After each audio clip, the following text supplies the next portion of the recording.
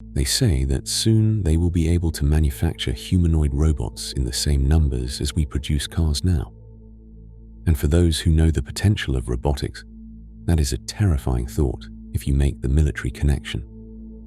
Since we produce 95 million cars globally per year, that would mean they could produce 95 million humanoids per year. Let's skip the fact that you don't need a robot that looks like a human in warfare for now, and treat it as the creation of a universal machine for task automation. For comparison, the entire planet only has about 22 million human soldiers, and it takes our society roughly around 20 years to produce them. To top this off, you can store your robot soldiers in a warehouse for years when they are not in use. No food, no water, just a secure place to keep them. But the most terrifying part is that most manufacturers will have more military power than most nations in the world. What happens if a robotics manufacturer that produces 2 million robots per year decides to take over a country like Colombia, which only has about 250,000 active military personnel?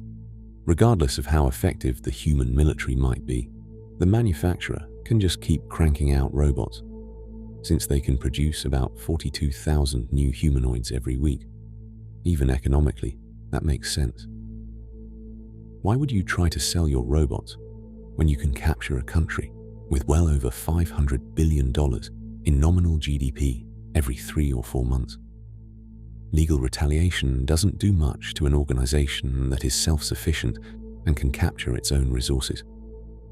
Nuclear weapons and biological weapons do not affect disposable humanoid robots and dark factories. So the real question is, are we really understanding what world we are actually building? Is it wise to create the conditions where the balance of military power doesn't lie in regulated institutions anymore? Can we even regulate this? 2 million humanoid robots holding kitchen knives or pickaxes can still be a deadly force. You don't need to give them guns to make them deadly. And while I am on this subject, guns aren't as effective against humanoid robots either. Our police officers and military personnel are trained to target 2 maximum effectiveness points on the human body, mainly the head and the heart. But for most robots, the head is just there for decoration. In most cases, it doesn't even have eyes or ears.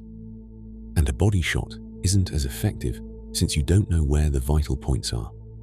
In a human target, hitting an arm or a leg is a less lethal way to incapacitate an individual for months and disarm a dangerous situation in seconds.